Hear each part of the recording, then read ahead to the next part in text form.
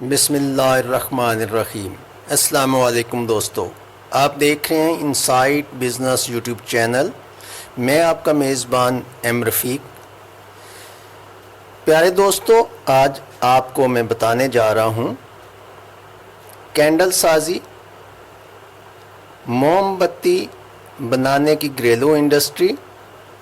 इसके बारे में आज मैं आपको मुकम्मल वीडियो बताने जा रहा हूँ, तो मेरे साथ रहिएगा, पूरी वीडियो देखिएगा ताकि आपको हर चीज़ के बारे में इल्म हो जाए।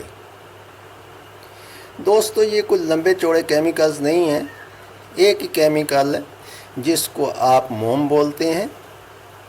आपने ईरानी मोम लेना है, पाकिस्तानी मोम भी होता है लेकिन वो ज़रा घटिया क्वालिटी का होता है, और आपने कलर लेने हैं। ये दोनों चीज़ें लेने के बाद आपने जो मोमबत्ती बनानी है उसके मुताबिक आपने शाह आलम मार्केट लाहौर से सांचे ले लेने हैं, बने बनाए दस्तयाब हैं। तो आपने मोम को मेल्ट करना है। मोम जो है वो 60-70 सेंटीग्रेड पर जाकर मेल्ट हो जाता है, तो उसको आपने सांचों में भर लेना है। सांचों में धागा लगाने की जगह होती है, पहले आपने धागा प्रो लेना है और उसके बाद उसके अंदर मोम डाल देना है। तो 10 मिनट के बाद मोमबत्ती तैयार होगी। सांचा खोलें और मोमबत्ती तैयार। दोस्तों, ये देखिए, ये मोम है, इसको ईरानी मोम बोलते हैं। ये देखिए, बहुत ही अच्छी क्वालिटी का मोम है। इसको आपने मेल्ट करना है और काम में लाना है।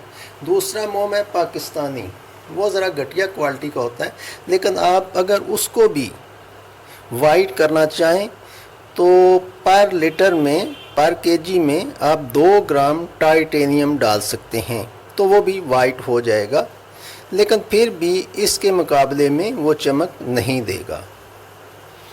अब आते हैं कैंडल साजी की तरफ।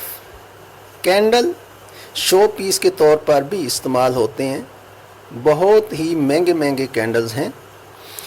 आप दराज पे जाकर कैंडल्स देख सकते हैं, वहाँ से कैंडल, खाली कैंडल भी आप परचेज़ कर सकते हैं और उसके अंदर मुख्तलिफ़ कलर्स में मोम पिघलाकर आप डाल सकते हैं और वो कैंडल तैयार करके आप मार्केट कर सकते हैं।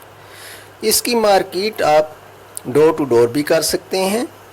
कैंडल्स की मार्केट बड़े बड़े मार्ट पर भी कर सकते हैं।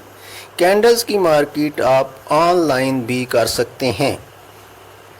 ये मार्केट करना कोई मुश्किल काम नहीं है। कैंडल की मार्केट बहुत ही आसान है और ये बहुत मुनाफा बख्श कारोबार है।